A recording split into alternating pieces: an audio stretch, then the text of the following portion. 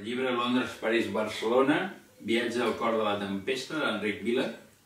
Què, Enric? Hola. Si miro el subtítol Viatge al cor de la tempesta, a mi em fa pensar en Joseph Conrad.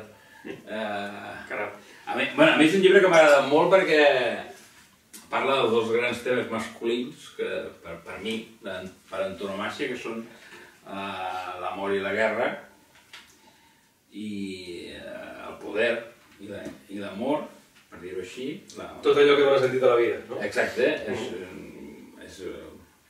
Jo no entenc un univers masculí sense aquests dos conceptes, en totes les formes de guerra que hi ha i en totes les formes d'amor, de sexe, en fi.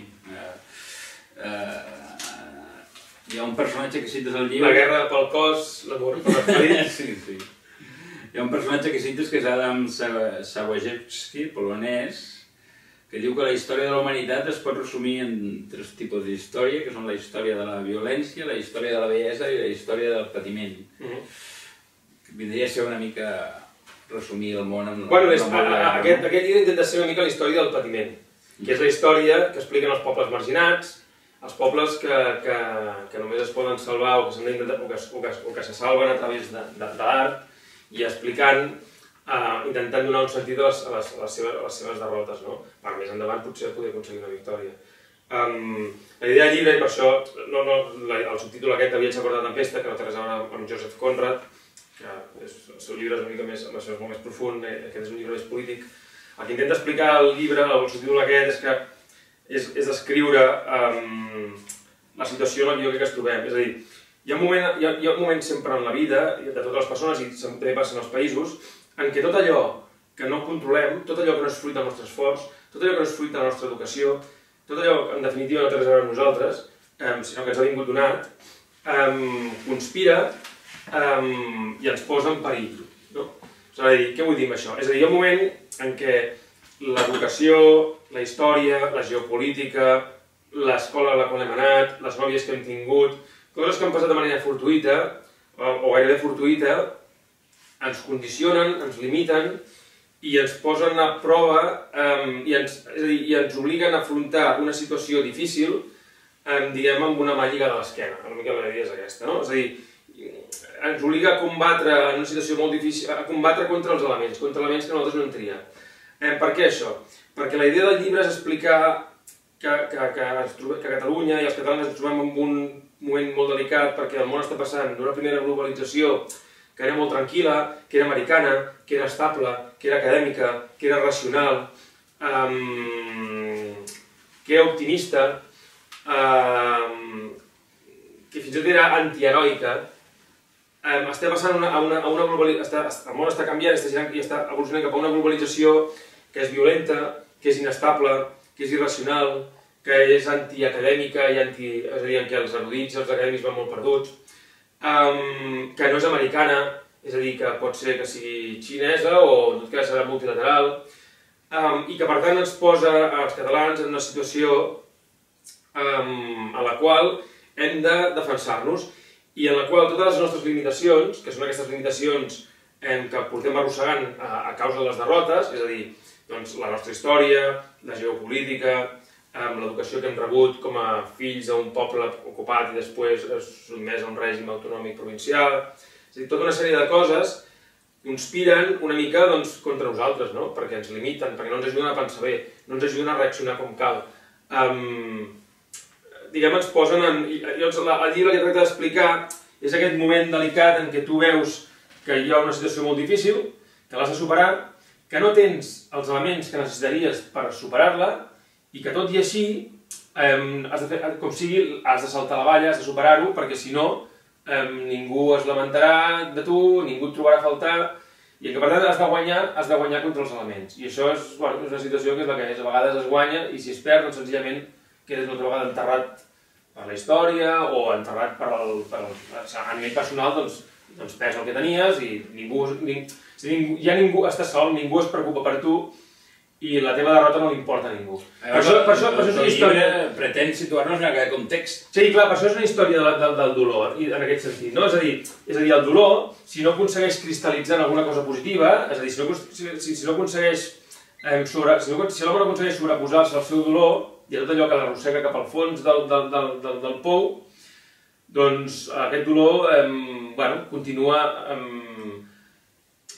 soterrat pel temps del temps fins que algú és capaç de... El següent és que diu, hi ha la història de la bellesa, que es veu, la història de la violència, que es veu, és a dir, que es pot explicar, i la història del dolor, que és una història que està allà perquè algú la converteixi en una història de la violència o en una història de la bellesa. El teu llibre pretén convertir el dolor en combustible, d'alguna manera. Sí, vale, ho he explicat molt complicat, sí, és això, sí. Perquè la portada del llibre és claríssima, es veu una embarcació precària, quasi feta per Robinsons, al mig de núvols de tempesta negríssims, que seria una mica una metàfora de Catalunya, amb aquesta mar tempestuosa que és la història del segle XX. És aquesta balsa, que és tot aquest conjunt de limitacions. Aquí la imatge on es veu és aquest mar tan terrorífic, que seria el món. Que és un oceà, no és un Mediterrani. La tempesta, que és aquesta transició d'un món a l'altre, i després aquí els mariners intentant, amb una barqueta molt petita, superar el desafiament dels elements, no? El que intenta explicar el llibre és una cosa, és això, és aquesta idea. Sí, és convertir el dolor en combustible i sobretot aconseguir que aquesta història del patiment esdevingui una història de la bellesa o una història de la violència. Ja sé que això queda una mica vestit així, però, com diu els Agayeski, les úniques dues històries que es coneixen són aquestes, la de la violència i la de la bellesa. La del patiment és una història que sempre queda soterrada.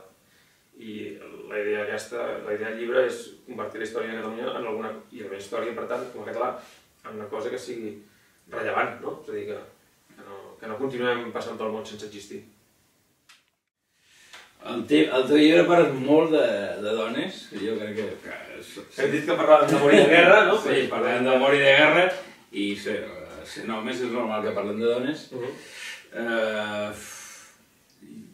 Interpreto que tu el que pretens canviar també a partir del llibre és que, i aquí agafo una frase més o menys literal teva, és que les nostres dones deixin de disfressar-se de pageses i de viure el capellanisme laic. Com ho diu, això? Sí, de viure?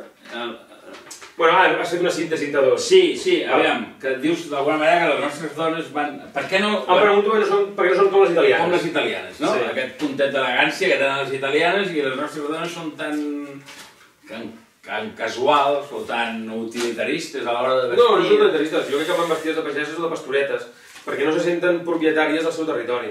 El llibre sobre les dones intenta dues coses. Una és donar veu a l'home occidental. Això pot quedar molt pretensiós, per tant, a l'home català. És a dir, l'altre dia llegia una entrevista en el Houellebecq i deia que la veu de l'home occidental no es coneix, no? De l'home occidental modern no es coneix, perquè és una veu que s'expressa, com abans dèiem, a través de la guerra, bàsicament, i a través de l'art, de la bellesa, no?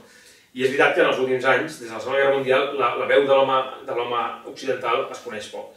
Aleshores, la veu de l'home català encara es coneix menys. Per tant, una cosa que intenta el llibre és explicar com ho veig jo. Com a home català, com veig jo el panorama de les dones a Occident. I, en concret, les catalanes, no? Això d'una banda. L'altra és explicar que les dones sempre són una encarnació del sentit de la bellesa del poder. I que el poder català està enterrat i només sobresurt a través del paidalisme pujolista, per dir-ho així, i de les obres d'art com modernistes. Ja fos paidalisme. D'acord, sí, tens raó. I les obres, i una mica a través de la cosa aquesta del Gaudí, dels quatre tòpics de la Barcelona modernista, no? I que la idea una mica explica això, és a dir, les dones catalanes no són com les italianes, perquè són dones que no se senten propietàries del seu territori. I per tant, doncs, són dones que són mongils, en general, parlo sempre. És a dir, que sempre tenen por de ser acusades de prostitutes, per dir-ho així. És a dir, que si es vesteixen massa, no, que si es vesteixen massa bé, tenen aquesta por que les acusaran de prostitutes, o que no saben fer un ús polític i un ús poderós del seu cos i de les seves virtuts sensuals, perquè, de fet, no hi ha poder disponible i, per tant, no hi ha cultura del poder, per tant, ni hi ha l'oportunitat ni hi ha la tradició, ni hi ha la cultura, no? I, per tant, això es nota en les dones, igual que es nota amb els homes amb uns altres aspectes. És a dir, Sí, aquest llibre és el, per dir-ho així, és el llibre d'un mig home occidental, perquè els homes catalans, jo ja parteixo d'aquesta idea, de que som... Descastats, una mica de descastats. Som hem de fer un esforç, però... Bueno, vam ser desarmats en 1714 i a 300 anys de desarmament es noten, no? Sí, 3 anys de desarmament i de conviure amb dones que s'enamoren dels capellans. És duríssim, és a dir... Clar, i que obliguen els homes a ser sants, o sants barons, o cínics, és a dir, cínics vull dir cínics rics, és a dir, rotllo samaranc, o si no, bohemis faldillers, tipus, no sé, tipus el Lluís Companys, per dir-ho així, no? Per posar algun exemple que sigui... O tipus La Porta, per dir-ho així, no? Per posar algun exemple que sigui... Però que parles dels faldillers, dius també al llibre, dius, la monja i el faldiller són figures dels pobles febles o vençuts. Sí, clar. I què passa quan un poble, com és el que jo interpreto, que és actualment el cas de Catalunya, ja només li queden monges, ni tan sols faldillers. Almenys a mi em sembla que ens queden moltes monges. No, però perquè... Bueno, perquè... Segurament per això que deia el Houellebecq, és a dir, perquè l'home occidental està més castigat que la dona occidental, perquè la dona occidental no està tan gastada per la història, i per tant la dona catalana tampoc no està tan gastada per la història i ha quedat més protegida per l'home i pels capellans. És a dir, la dona... És a dir, jo en el llibre hi ha un moment que ho dic, això de la independència vindrà quan les dones vegin que el seu alliberament i que les seves possibilitats professionals són coartades pel sistema espanyol, ètnic espanyol, en el qual, si ets castellà, si ets espanyol, tens moltes més possibilitats que si ets català, punt final. A part d'aquestes consideracions de la dona en relació a Catalunya, diguéssim, hi ha també consideracions més genèriques del que és la dona contemporània al llibre. Per exemple, hi ha algun esbós del que jo anomenaria materialisme sentimental, que és un concepte que acabo d'inventar, en boca d'algun amic teu que al llibre poses la següent frase, no? La meva nòvia és la noia que folla més amb mi, i punt. Això... Però jo me'n foto una mica d'això, eh? Sí. Perquè això no deixa de ser una castració també de l'home, és a dir, convertir el sexe en la mesura de les coses també és una forma d'impotència. Abans he parlat de l'amor i la guerra. O sigui, l'amor dona profunditat i la guerra dona vigor. L'amor és una condició de l'esperit i la guerra és una condició del cos. Estic exagerant, però estic simplificant. Però vull dir que el sexe és una condició del cos. És a dir, quan no hi ha esperit, ho passes tot pel sexe. No sé si m'explico. I per tant, una mica, de fet, tot aquest passatge que té a veure amb les històries del Luz de Gas i tot això, una mica el que hi ha és una certa ridiculització, bueno, tampoc ridiculització, però una explicació de com és una hipersaurina, perquè té a veure amb el món de les ciutats. És a dir, les ciutats s'expressen moltes vegades a través de la nit. És a dir, si una ciutat no té una nit interessant, no té una vida nocturna que tingui gràcia, doncs és una ciutat que val poc la pena, no? I aleshores és per explicar que Barcelona té aquesta vida nocturna una mica de passo que t'emboli, no? Però, és a dir, que no és perillosa. No és veritablement mundana, no? No, vull dir que no és perillosa, vull dir que és una... No, vull dir que... Mira, Barcelona i Catalunya tenen totes les condicions dels pobles i dels països occidentals, però una mica menys. És a dir, Barcelona té l'experiència de formar part d'una estat-nació i de construir una estat-nació, però no ha sigut mai capital d'una estat-nació. I això ho pots projectar en tots els àmbits de la vida. I aquesta és la idea. I això es projecta també en l'amor i a les dones. I si vols parlem d'amor, no sé. Bueno, parlem d'amor, però abans també hi ha un apunt sobre les dones genèric, que dius al llibre que la dona es va tornar malvada a mesura que agafa por del seu futur. Això és molt bonic. Jo ho veig. Ho veus però no saps per què, no? Ho veig en determinades dones del meu entorn i és veritat. Com a mesura que el meu encaperia, no? Hi ha un cert... Perquè les dones són... Ara citaré Salvador Sostres, així jo cada dia més. Perquè les dones són com els futbolistes. És a dir, que tenen una època més curta... En alguns aspectes tenen una vida més curta. No. No, és veritat. És a dir, no. Jo sempre dic una cosa. La dona més tonta i més lletja del món pot fer una cosa més important que la majoria d'homes, que és fer de mare i donar llum i... Jo em trec el barret. Per tant, això...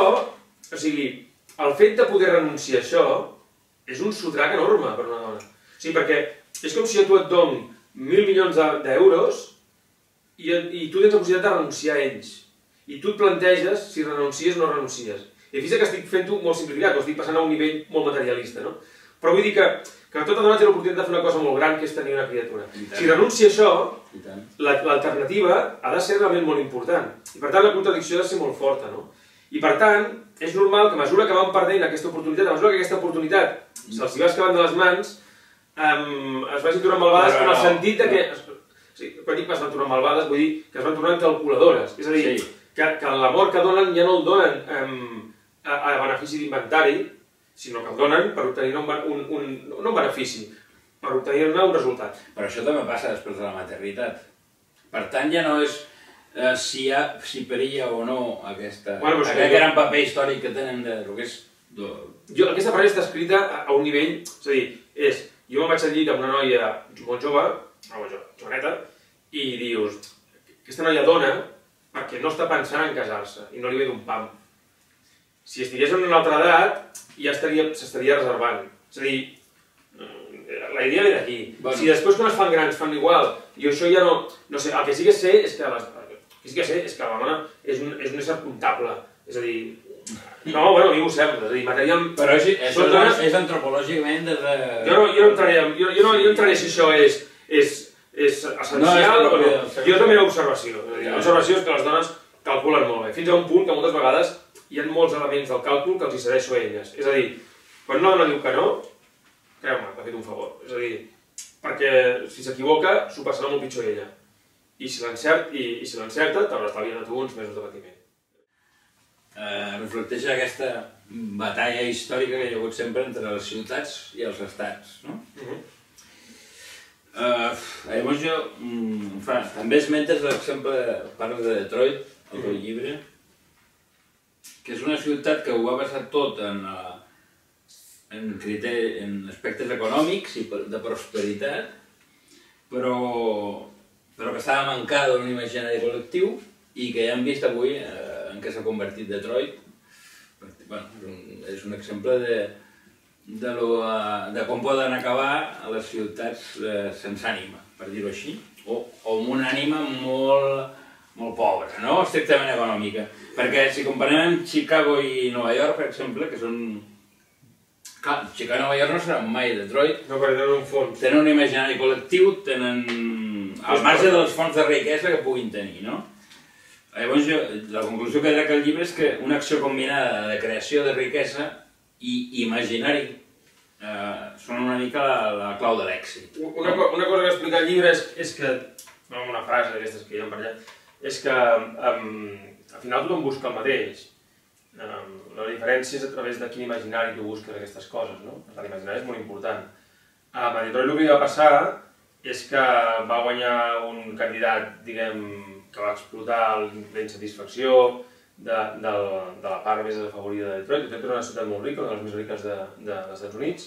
De fet, és la ciutat que va salvar Europa i el liberalisme dels nazis, en el sentit que va ser la fàbrica dels cotxes, de bona part del material de guerra americà, i després va ser el primer lloc on els executius van començar a tenir sous de futbolista, per dir-ho així, no? És a dir, que per tant va donar veu a el que s'ha conegut com la societat de masses, no? I la societat de consum, perdó, que és el model que substitueix la societat burgesa, no? La societat de consum és el model americà, és el que substitueix la societat burgesa europea. I per tant, en aquest sentit, tot és molt important. El problema que té és que una ciutat és un sistema molt delicat d'avantatges i d'inconvenients, i explotar la insatisfacció, és a dir, explotar els inconvenients, és molt fàcil, és a dir, perquè mai s'acaben, sempre hi són, no? I perquè les polítiques socials mai tenen final, sempre pots demanar més. Aleshores, el que va passar a Detroit, bàsicament, va ser que va agafar un alcalde negre que durant molts anys va representar el col·lectiu negre a Detroit, que eren molts, i evidentment, també és veritat, estaven en situacions no tan afavorides com la població blanca, i si tu gastes però no innoves, si tu gastes però no sumes, no fas negoci, no guanyes diners, doncs al final hi ha un moment que la vaca s'asseca, no? I el que passa és això, perquè no hi ha una idea, l'única idea força que tenia Detroit, aquest Detroit dels últims anys, o de les últimes dècades, ha sigut la d'alimentar la gent, però no hi havia una idea d'ambició, un imaginari, no? És a dir, al Detroit de mitjan segle XX, la idea era el cotxe, els sous alts, la vida alegre de la societat de consum. Quan aquesta vida es va posar en dubte perquè no omplia tota la societat, no omplia tots els sectors socials i en van venir uns que només volien, per dir-ho així, canviar la truita, aleshores els diners van anar baixant fins que al final... Això pot ser un avís per Ravagants. Per Barcelona, sí. No, perquè, clar, vull dir... No, perquè aquí el problema que tenim... Clar, però és que Barcelona té dos problemes. Té un problema polític i un problema d'imaginació. Però el problema d'imaginació està supeditat al polític, és a dir, perquè el problema és que si tu imagines coses que políticament són subversives o són problemàtiques, el que acabaràs creant és una crisi política. I per tant, tota la política a Barcelona es basa en limitar la imaginació a un nivell que no sigui un problema polític. Aleshores, per això jo sempre dic que Barcelona ha salvat el turisme. Per què l'ha salvat el turisme? Doncs perquè el turisme és una cosa que políticament és inofensiva o no és molt ofensiva, però que manté Barcelona viva i que li dona els recursos per continuar sent una ciutat important i continuar tenint una presència al món. Ara, si algun dia algú es posa a treballar a l'imaginari barceloní subjacent, per dir-ho així, el que fa referència a la seva època imperial, etc., aleshores això donarà uns resultats molt diferents. De fet, ja s'ha intentat altres vegades a la història, és a dir, tenim una columna de Colom que en el seu moment que es va construir era la columna més alta d'Europa, més alta que la Trafalgar Square, i que assenyalava cap al Mediterrani, concretament cap a les antigues colònies de l'imperi català-aragonès, bla, bla, bla, bla. És a dir, això dona la importància de les indústries culturals que aquí... Sí, la cultura és la... Aquí estem com un mecanisme, més que res per repartir prebendes i fidelitats, no? No, però això de les prebendes, jo és que estic a favor. És a dir, el problema no és que l'Estat o que la ciutat o que les institucions públiques paguin els artistes. Sempre ha sigut així. És a dir, abans ho pagaven els reis, els nobles... Però amb els criteris de... No, però exacte, no, el problema és amb uns... El problema és quin model quina idea de poder i quin model polític hi ha darrere de les institucions que paguen aquestes prebendes i aquestes obres artístiques, no? És veritat que ara, l'altre dia llegia el Financial Times, allò, no? És a dir, l'Alain de Botton explicava, el Simon Cooper, que és un columnista, explicava, ostres, ara, com que el món s'està disgregant, com que la globalització està trencant els monopolis dels antics poders estatals consolidats, el que està passant és que els artistes que se'n surten, en general són gent que viu de renta, o moltes vegades són gent que viu de renta. I ens posava l'exemple de l'Alain de Botton, que és un filòsof, diguem, best-seller de la filosofia, que deia, aquest columnista, el Simon Cooper, deia l'any anterior que jo entrés en la beca que em va donar la feina al Financial Times, li van oferir l'Alain de Botton, i la va rebutjar perquè havia heretat del seu pare justament $200 milions. Diu, ell sempre insisteix que aquests diners no els ha tocat mai. Diu, però realment escriure amb $200 milions al banc dona una tranquil·litat, sens dubte, que afavoreix l'art, no? Doncs el tema és aquest. La base de les ciutats i la base del poder econòmic de les ciutats és la cultura. Això és així, ara i sempre. El que passa és que fins fa uns anys, fins a la Segona Guerra Mundial especialment, o fins a la Guerra Freda, les ciutats eren galliners al servei d'uns estats militaritzats que el que havien de defensar eren unes fronteres i uns monopolis comercials, científics, culturals, és a dir, sociològics, lingüístics, etc. És a dir, les ciutats eren galliners que servien per crear massa, per tenir massa humana i per protegir l'exèrcit, o sigui, per tenir gent que treballés i que anés a la guerra. Això és el que ha canviat. Llavors, per tant, ara la base de les ciutats és només la cultura, i la base dels països, a dintre d'Europa, per competir entre ells, és bàsicament la cultura. Perquè la cultura el que és el marc d'un mercat, és a dir, darrere la cultura el que hi ha és una idea de mercat. I quan parles de llengua, parles de butxaca, no parles d'ètnia, o sigui, parles de butxaca. És a dir, en els termes del capitalisme modern, parles de butxaca. El que passa que hi ha uns que volen fer creure que parles del nazisme, però no, parles de butxaca, pura i simplement de butxaca, de centralitat. Podríem treure la conclusió que si Hollywood hagués dedicat més pel·lícules a Detroit, en comptes de dedicar-ne moltes a Chicago i Nova York, probablement Detroit no hauria caigut en aquesta decadència. Bueno, també podem arribar a la conclusió que si els negres, per dir-ho així, la comunitat negra de Detroit no s'hagués deixat portar per les il·lusions populistes, o un alcalde determinat no hagués guanyat i hagués guanyat un altre i el model hagués continuat, Hollywood hauria dedicat més pel·lícules a Detroit. És a dir, clar, és que una cosa va lligada amb l'altra, no? Jo el que dic és que Detroit tenia una ambició i aquesta ambició la va canviar per una altra ambició, que no contemplava la cara B de qualsevol ambició, que és que la puguis pagar o que doni un rendiment. Dius que Europa, i això és una cosa que jo crec fermament, la força d'Europa, històricament, sempre ha estat la competència interna que genera la diversitat. És a dir, la competència entre diferents nacions europees és el que ha sigut el que ha definit la història de pràcticament 3 o 4 segles. La diferència amb Xina. Sí. I ara estem en un procés invers, és a dir, que hem de... Tota aquesta competitivitat entre països d'alguna manera s'ha de... desactivar en bé d'una unitat d'acció que no sabem on porta ni... L'únic que sabem és que mata aquesta pulsió interna de competitivitat que... Però no estic del tot d'acord. És a dir, sí, però... És a dir, jo el que dic és que... Això no generaria una certa decadència? La unitat interna, la unitat d'acció després de segles de competitivitat? No, jo crec que el que passa és que la competència s'ha d'activar a través d'altres mecanismes. És a dir, la competència... La Unitat Europea ha sigut un somni i un projecte que ha anat reflotant al llarg dels segles de la història d'Europa. I, cony, l'Europa cristiana, és a dir, unida, anava a fer les croades. Llavors, el que passa és que aquesta competència s'expressava molt a través de la guerra. Llavors, la guerra ha arribat a un punt que ja no en surt a compte dintre d'Europa, en surt més cara que barata. És a dir, abans la guerra servia entre els països europeus, servia perquè els països europeus milloressin l'armament i per tant poguessin conquerir el món. Va servir per això. O es poguessin defensar dels enemics exteriors. Ara, una guerra entre països europeus seria desastrosa. Però en canvi podríem tenir una competència econòmica, no? Però per fer això necessites crear un tipus... Això és una mica el que demana Anglaterra, per exemple, amb el tema de l'euro. És a dir, és un problema de crear unes estructures polítiques que afavoreixin la competència política i que a més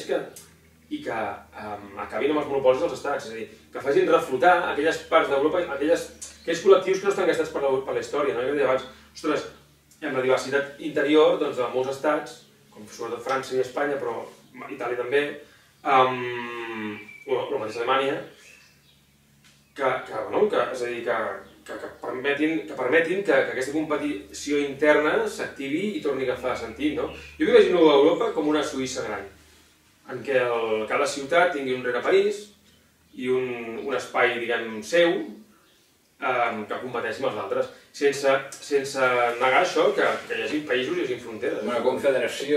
Una confederació de pobles, sí. És a dir, bueno...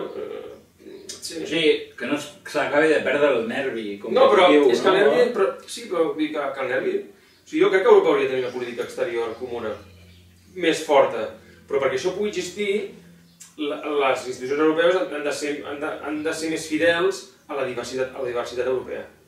I jo crec, i suposo que s'ha de polir el discurs polític, és a dir, una cosa que, per exemple, es veu a Europa és que els països que són ètnicament homogenis han funcionat millor que els que no ho són, per exemple. És una cosa que es veu. Si no agafes Dinamarca, agafes Alemanya, agafes Noruega, agafes Holanda... És a dir, els països, quan dic ètnicament homogenis, vull dir construïts sobre la idea d'una ètnia. O Islàndia mateix. És a dir, després, això no vol dir que no pugui rebre immigració, és a dir, un dels països que ha rebut més immigració ha sigut Suècia. Però les bases del país són molt clares, no? En canvi, després hi ha aquest invent universalista de francès, espanyol, una mica també anglès, britànic, que és aquesta cosa d'anar esborrant la diversitat cultural d'uns espais que al principi eren més diversos per benefici d'una ciutat o d'una ètnia. Això, que en algun moment podia haver servit, ara és un error. El que en diem jacobinisme, no? Sí. Bueno, llavors d'Europa hi ha més aspectes que volia comentar. Al llibre parles de...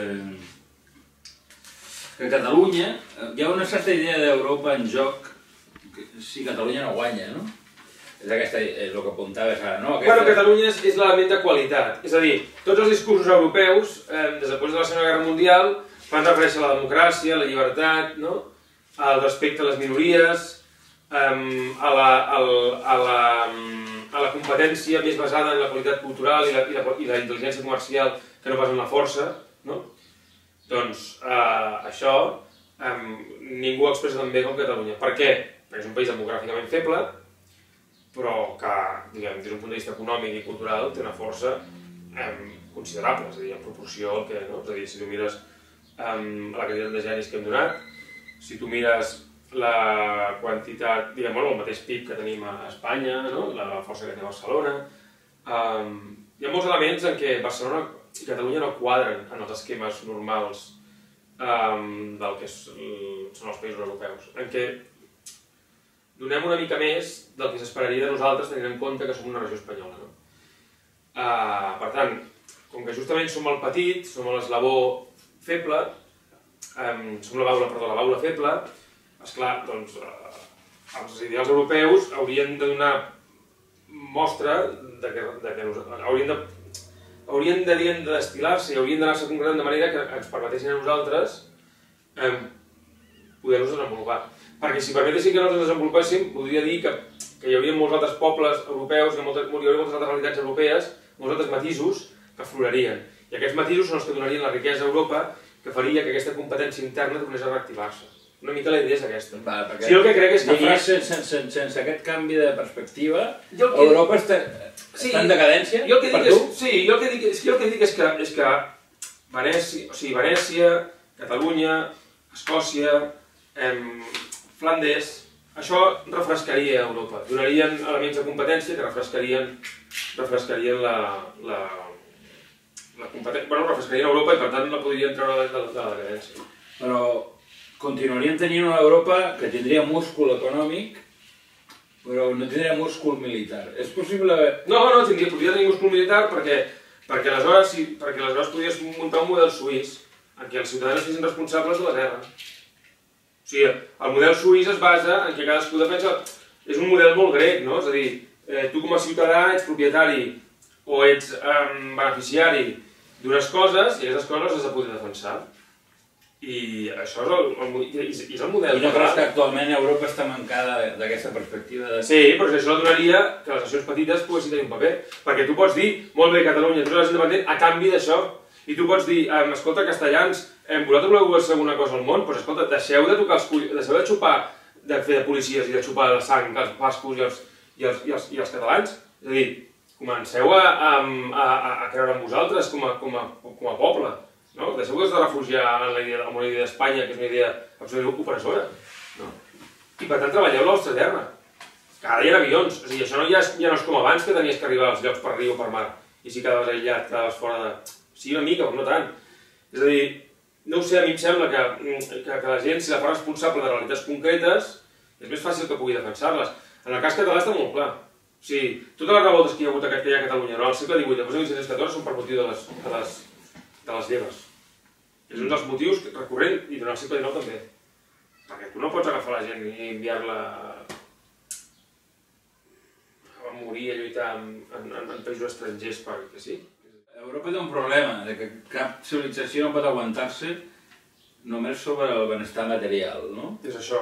Llavors, hauria de trobar Europa un sentit històric, en el context actual. Però és que ja el té. És que clar, és el que dic, però és que el sentit material és el que donen els estats. És a dir, tothom s'estima la terra on viu. O gairebé tothom. És a dir, el que ens dona transcendència als catalans és la defensa de la terra. I el que dona transcendència als suïssos és la defensa de la terra. I el que dona transcendència als castellans és la seva terra. Quan es tornen vulgars és quan es tornen espanyols. El problema d'Espanya és que hi ha pocs castellans i molts espanyols. És un problema que la gent s'ha de referir a realitats concretes. És a dir, ha de defensar realitats concretes perquè són les que pot estimar. Tu pots estimar realitats concretes, no pots estimar realitats abstractes. Això és mentida. Això és un invent dels estats. Per tant, aquí llegaríem amb tot aquest tema que diu que el que li interessa a la gent, a la majoria dels partits polítics, avui dia s'han sumat a aquest discurs. El que li interessa a la gent són les qüestions immediates. Bueno, perquè són les que els polítics poden... No, això ho diuen els polítics, són les que ells poden... Són les qüestions que ells poden portar a una campanya electoral, punt 1, de manera més clara, és a dir, jo he fet això i vostè ho veu, la piscina aquella està allà, i abans que jo vingués no hi era, i això ho veu. Això d'una banda... Són mentides. No, no, és una cultura política que està esgotada. I de l'altra, això, que és que perquè no tenen més imaginació, perquè la cultura política europea dels últims 300 anys s'ha basat en això, o dels últims 200 i s'ha basat en això. O sigui, la Revolució Francesa el que imposa és aquest model, bàsicament, que és un model molt materialista, i que substitueix Déu per l'ideologia. I tot l'objectiu, és a dir, en la lluita entre igualtat i llibertat, guanya la igualtat. I aquí, doncs, bueno, hi ha aquesta idea, no? I per això, i quan hi ha algú que planteja un element transcendent, que són els alemanys, acaba generant el nazisme. I això, clar, traumatitza Europa, però és que acaba generant el nazisme perquè el posen en un continent massa gran. És a dir, perquè Alemanya no havia de ser un estat-nació. Alemanya era una confederació d'estats i és el que havia de seguir sent. El problema és que, com que els francesos van fer un estat-nació centralitzat i que, per tant, per fer la guerra funcionava millor, els alemanys van tenir que crear el seu estat-nació perquè si no es podien defensar. Però és un problema de desfer el camí fet, no perquè sigui erroni, sinó perquè està gastat. O sigui, jo ja no entro a jutjar-lo. Només dic que això està gastat, fem una altra cosa. Al llibre parles de líders, de lideratges. Vas fer un curs o així? Vaig fer un curset. Vas fer un curset, sí.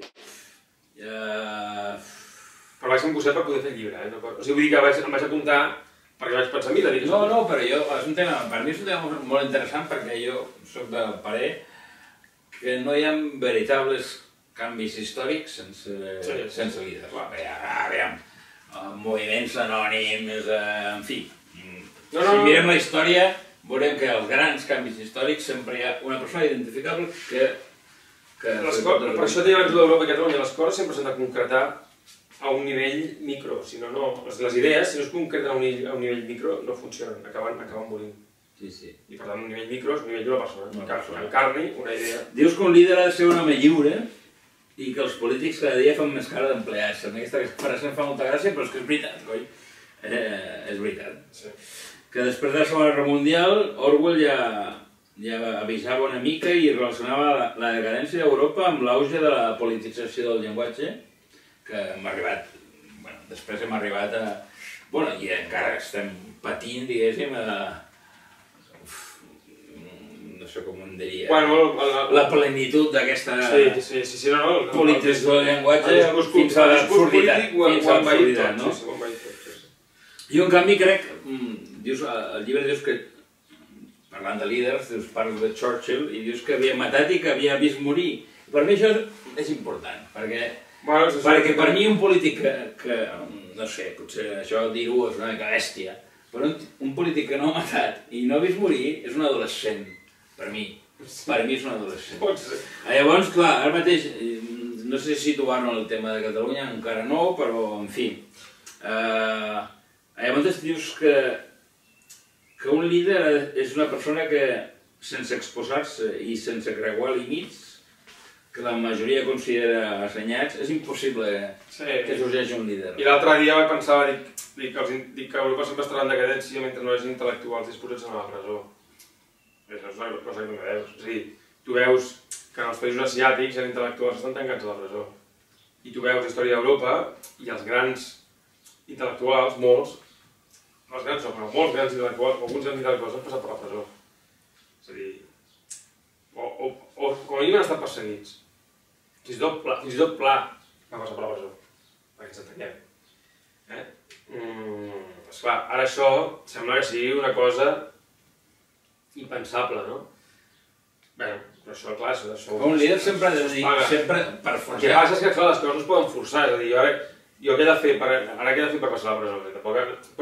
Però sí que és per donar una mica el punt de vist que el món polític i el món intel·lectual s'han embarjat molt i que ha arribat un punt en què, com que els intel·lectuals no poden viure sense la política, i a més, si no poden viure no és que vagin a la presó, sinó que moren en l'oblit d'una manera... Com que la mort no és gloriosa, això, de fet, és el més perillós de tot. Això acovardeix molt més encara. És molt paradoxal, però això també passa amb l'ocupació dels nazis a París o amb l'ocupació espanyola de Barcelona i de Catalunya, que és un tipus de repressió que no és com que no es viu, no és molt forta, com que tens coses a perdre, com que sempre tens coses a perdre, que els comunistes funcionen una mica igual, és a dir, en alguns llocs, o sigui, no eren com els nazis, que ho arrassaven tot. Els comunistes també anaven a poc. Això el Sagoweski, que en parlàvem al començament, també li passa, no? És a dir, com que sempre tens alguna cosa a perdre, per no deshumanitzar-te, o cedeixes, o acabes havent de marxar. No sé si m'explico. O acabes havent de callar. És a dir, és difícil avui anar a la presó. I això és un problema per escriure. Al Heine hi ha un moment que quan entrem a la censura diu ens han tret la censura, ai, com escriurem ara sense censura. Perquè tu necessites un enemic clar, no? El problema d'Europa ara és que el discurs polític ho ha envaït tot, no? I no hi ha espais de llibertat en què un intel·lectual pugui dir... Alguns serveis. Sí, el Houellebecq ho fa, sí, tant. I aquí tenim gent que no ho fa, però n'hi ha poca, això és veritat. Bueno, potser és normal, però n'hi ha poca, sí. Potser totes les èpoques són igual de mediocres, no ho sé. Però és veritat que la democràcia i l'estat de benestar porta una certa mediocritat incorporada, perquè porta una certa comoditat, no? Qui no ha fugit mai d'una noia perquè hi estava massa bé? O sigui, necessites un punt d'emoció sempre a les coses, no? Un punt de dificultat. Potser no molt, és a dir, això després cadascú per el seu. Però hi ha un punt que et poden matar per dormir ja tindrem temps, no? Doncs és una mica el mateix, no? Per ser feliços ja tindrem un temps. A Europa li falta un punt aquest. Bueno, és que és molt temerari, perquè el lideratge aquest de dir coses que creuen els límits i tot això, si et surt bé, ets fantàstic. Ets un líder, ets un intel·lectual... Ets un heroi. Ets el trencaglaç que obre el camí pel Pol Nord i ets tot això. Si et surt malament, ets un marginat. Bueno, però la diferència d'abans... Assumir aquest risc, Abans t'afusellaven. El general Ney el van afusellar, o va donar suport a Napoleó el va afusellar. Després d'haver-lo traït 1000 vegades... Però vull dir que abans això funcionava bastant així, no? Al segle XIX espanyol està plagat de militars que van ser afusellats perquè es van aixecar en el moment equivocat. Prim, que va fer que es va aixecar unes quantes vegades que fer alguns alçaments, pronunciaments, fracassats, i va sobreviure, després el van matar quan el van fer president. És a dir, això està en la base de tot lideratge, el fracàs. Si no l'assumeixes, no hi ha lideratge, és impossible. No pot haver lideratge sense assumpció profunda del magnífic risc. Sí. És una cosa magnífica. És que si no, també quin sentit... Sí, no. Jo no ho jutjo, jo només dic... Jo sí. Però jo només dic que si tu vols ser un líder has d'estar disposat a fracassar. I és el que diu el Churchill, diu, escolta, si jo he d'acabar amb un tret al cap al mig del carrer, doncs acabaré amb un tret al cap al mig del carrer. Cap problema. Si els nazis... O sigui, però jo defensaré Anglaterra fins a l'últim d'això, no? Per això també se l'estima tant el Churchill, perquè és l'últim líder important. Després hi ha Perquè al final tots són sang suau. Després hi ha un succedani, que és la Thatcher, que va fer la Guerra de les Malvines, i era el succedani. I després hi ha un tio bastant important, que és el Kohl, que va fer el contrari que Hitler, i que també és molt important. O sigui que no sempre has de jugar-te la vida, però que també va acabar malament. O sigui, Helmut Kohl va acabar com el rei de Gloria per un tema de corrupció, no? Jo no entraré a jutjar-lo. Però vull dir que no sé, però vull dir que, per exemple, en el cas de Pujol jo m'imagino perfectament que hi ha coses que no es podia... O sigui, el que va fer Pujol als anys 80, que va ser interrompre el procés de nacionalització que havia posat en marxa el franquisme, la nacionalització espanyola, i el que va fer el Pujol va ser interrompre en sec, o sigui, evitar que cristal·litzés, i que això ho va fer per mitjà de la corrupció, no estic segur. O sigui, que Banca Catalana era un banc al servei d'aturar, és evident, i que per això va rebre el que va rebre, també... És a dir, hi ha un preu que s'ha de pagar, no? I el preu que s'ha de pagar, doncs vist que aquest senyor ara està vilipendiat. Igual que el Pla va assumir un risc i un preu, per això no li podien donar la medalla d'aquesta de la... Creu de Sant Jordi. Sí, allò que no li van donar, no ho sé, la cosa aquella del Miu. Per què? Perquè no, perquè ell va optar per una via, i aquella via la va complir bé, durant molts anys s'ha dit que era un franquista, i ara es diuen altres coses. Ja està. És a dir, liderat això, és a dir, tu has de prendre una decisió, uns camins, i te l'has de jugar, i has de posar un cavall, i la gent, si ho fas bé, et segueix, fins que et deixa seguir, o fins que el lideratge s'acaba. També hi ha una cosa dels lideratges que és que la gent es pensa que un líder no ho és sempre, a vegades ho ets un moment a la vida, o durant un temps, i a vegades el líder oblida això, i vol mantenir un lideratge de manera forçada, i llavors és quan s'enfonsa, que és una cosa una mica el que va passar al Pujol, segurament. I veus actualment un lideratge de panorama català? No. El més líder de tots és el López Tena. O sigui que és un senyor que no sap encara si vol ser polític o vol ser intel·lectual. Però és el que més s'acosta, jo crec, a un líder. O sigui, a una persona que està disposada a pagar un cert preu. Em sembla, igual m'equivoco, I després el Mas, jo crec que el Mas va perdre el seu moment al 9-N, però bueno, igual m'equivoco. O sigui, jo crec que fins al 9-N el Mas, o sigui, si el Mas al 9-N se'n va a la presó, o sigui, fa una cosa, munta un pollastre suficient com per anar a la presó ell o uns quants, aleshores es podria dir que era un líder.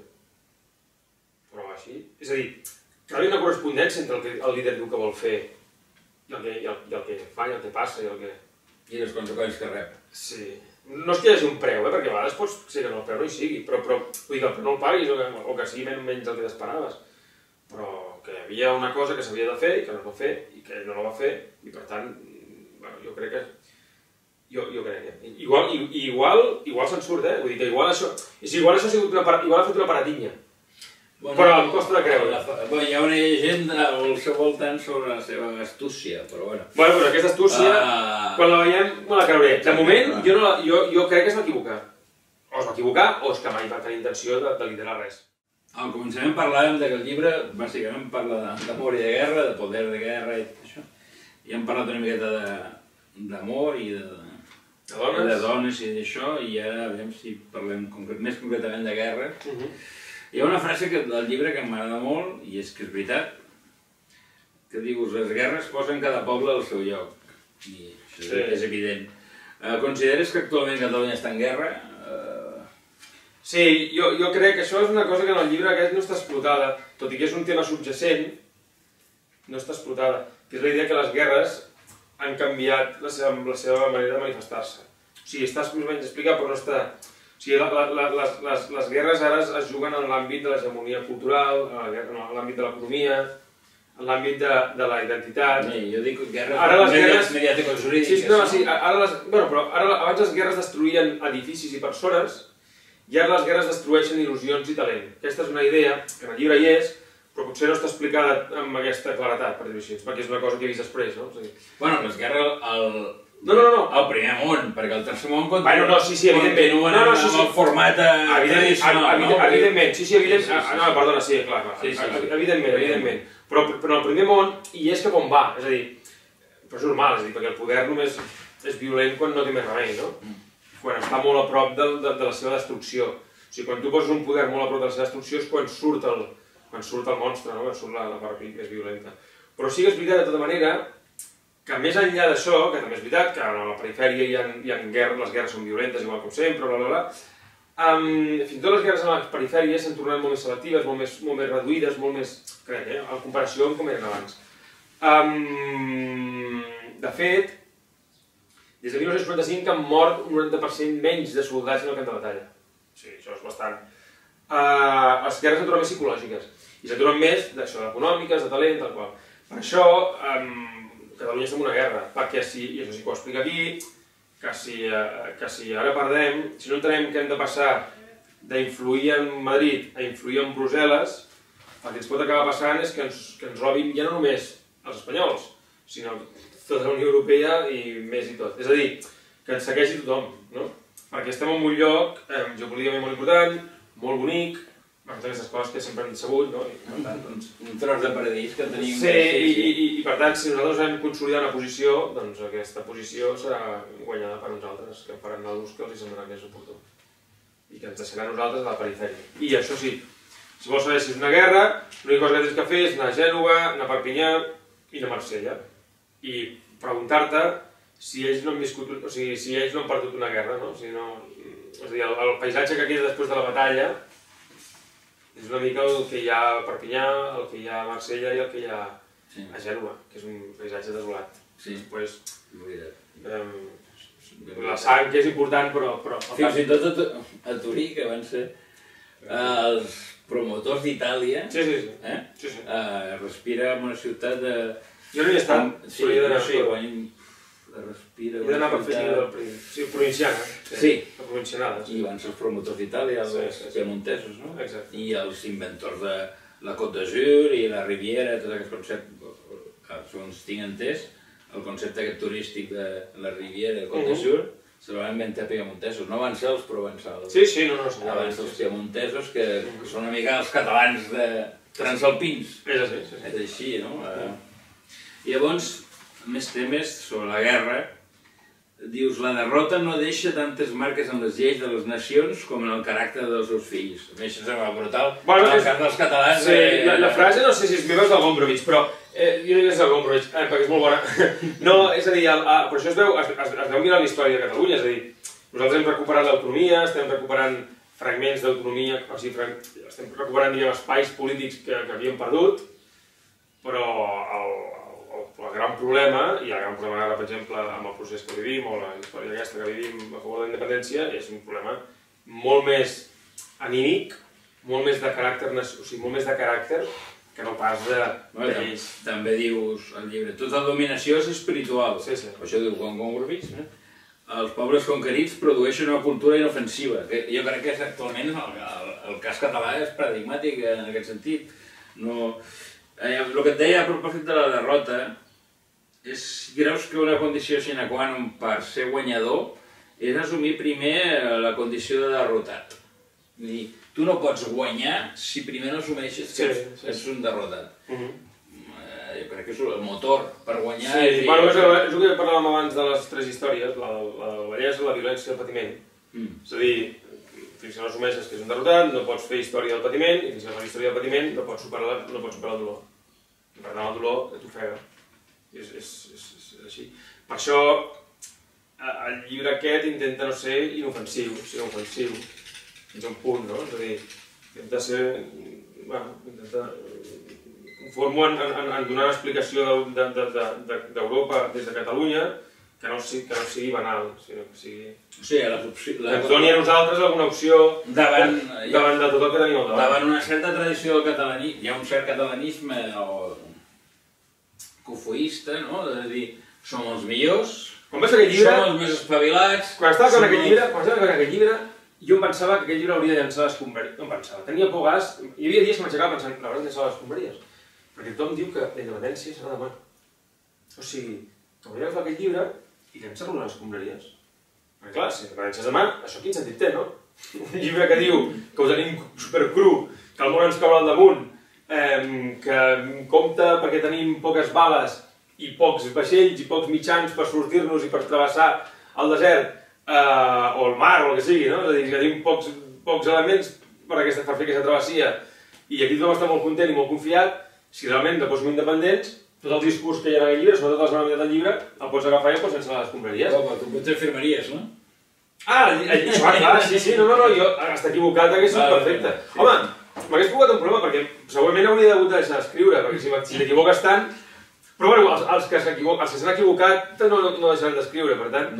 Però vull dir que en aquest sentit el llibre intenta no ser inofensiu, és a dir, no fer una cultura inofensiva. Jo crec que això se li pot criticar moltes coses al llibre, però la idea aquesta d'una certa normalitat, és a dir, d'intentar arrossegar el món català cap a una certa normalitat, jo crec que hi és, no sé. Hi ha l'actitud, no? Jo crec que sí, és aliment per l'esperit, jo crec. Actitud, o sigui, la cosa aquesta de ni passar-te de llarg, que això també passa, no? Fatxenda, ni intentar posar-lo en un lloc que sigui plausible. Tothom que em coneix una mica sap que sóc un occitanista convençut, per no dir furibund, que em sento cavaller de civilització occitana i de nació catalana, i amb això crec que està tot dit. No sé si molta gent t'entendrà. Bueno, doncs em sento cavaller de civilització occitana i de nació catalana. Ja ho anireu entenent. Amb el temps. Llavors el teu llibre s'apunta, com crec que qualsevol llibre de qualsevol català que vagi una mica enllà de la immediatesa, la dimensió occitana o panoccitana de Catalunya, no? Aquesta...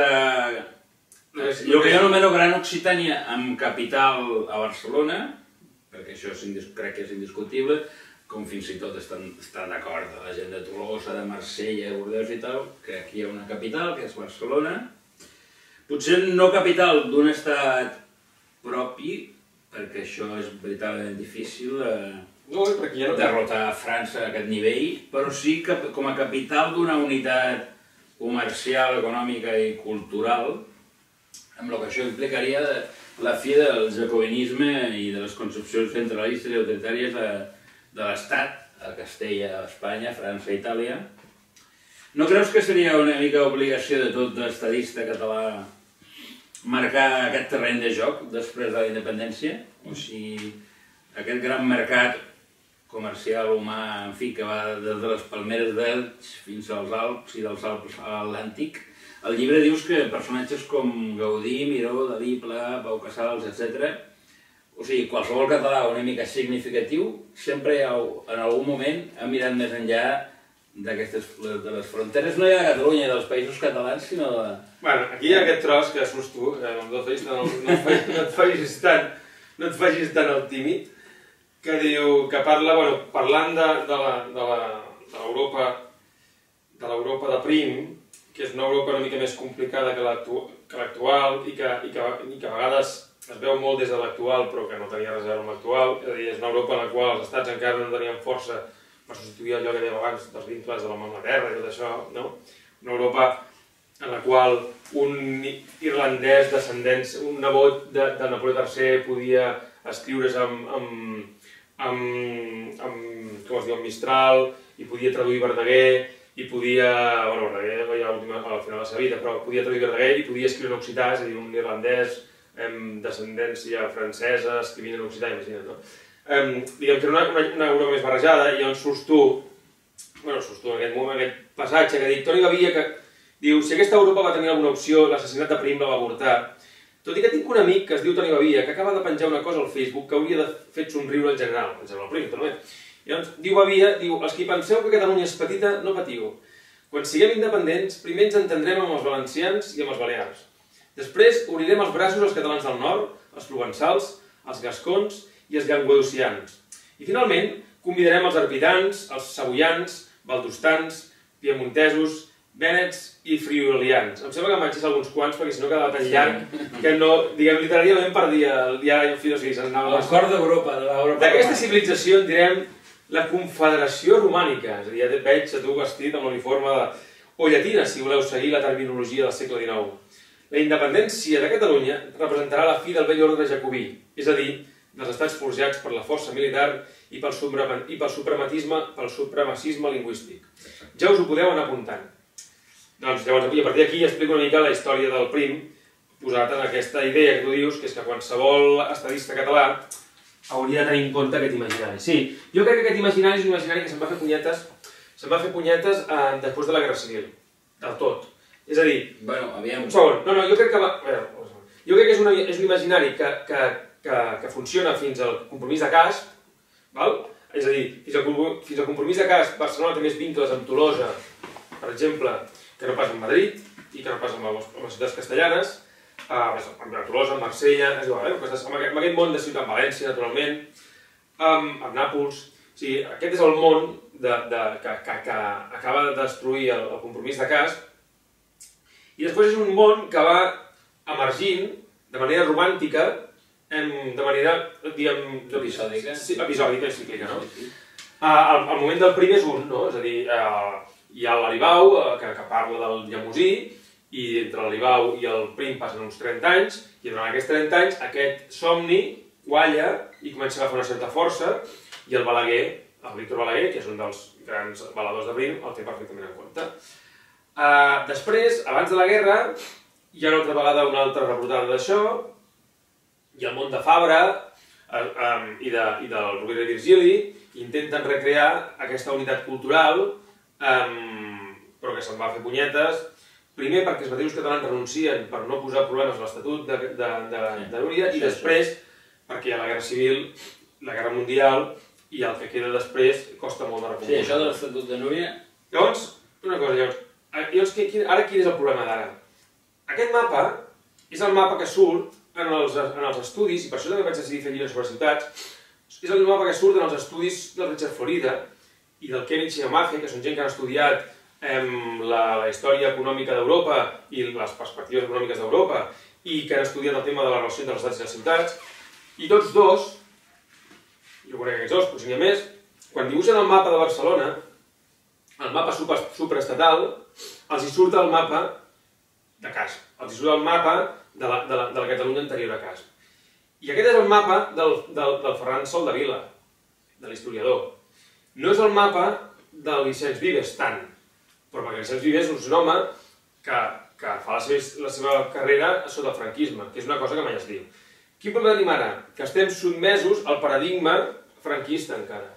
I que la manera com mirem Europa i com mirem el món i com mirem Catalunya és una manera molt ibèrica i molt encara vista a través del paradigma, o sigui, de l'obra, diguem, de Vicenç Vives, que és una obra que està plena de perles i d'intuïcions i, jo diria, insinuacions respecte a això altre que estem parlant, però que no ho verbalitza en cap moment.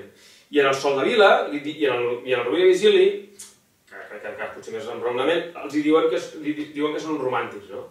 Però en realitat no són romàntics, és a dir, són romàntics en el sentit que el que ells proposaven no es va complir, però no estaven... fent volar coloms.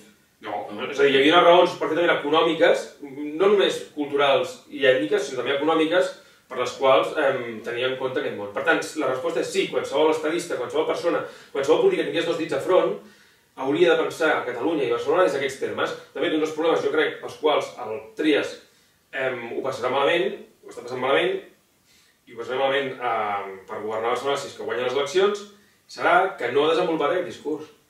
I per tant, li creixen els nans per tot arreu. I els nans, per exemple, es diuen la Colau, amb això que dèiem abans, del model Detroit, no? El model aquest reivindicatiu de que mai hi ha prou d'espera social. Amb la qual cosa, al final, el que tens és l'empobriment d'una ciutat que ja té pocs recursos per defensar-se. Bueno, doncs això és el que hi ha. No sé si t'he contestat, però crec que sí, no? Sí. I aquesta és la idea. Sí, no. Jo volia fer un punt només final, és que el que feies esment de l'Estatut de Núria, això no se sap gaire, però vull dir, si els catalans al 1934 fan un manifest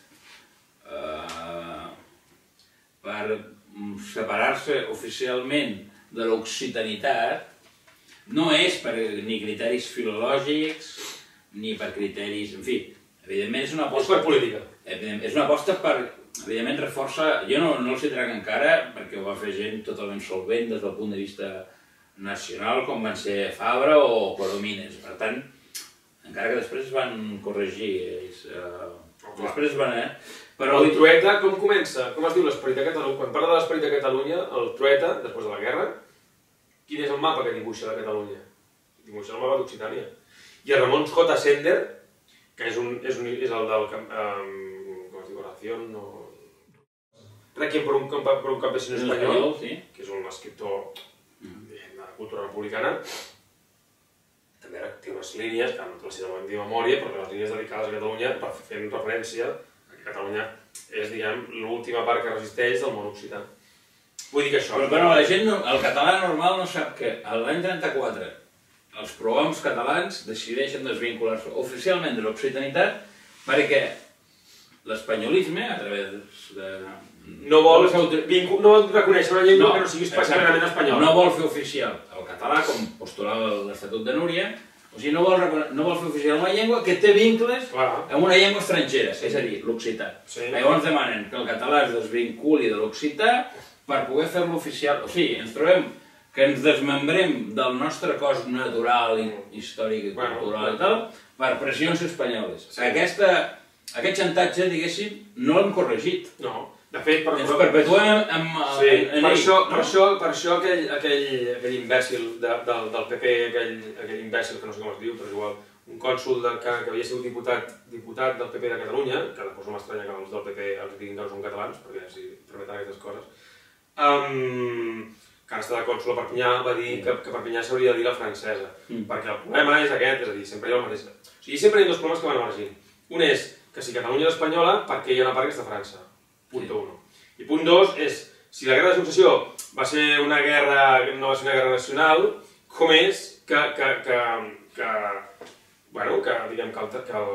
Gibraltar està en mans dels anglesos? Vull dir, és tan fàcil com això. Bueno, doncs aquests dos elements sempre van emergint una vegada i una altra. Són vells fantasmes del passat. Bueno, clar, perquè són els que posen en evidència que Catalunya és un país ocupat.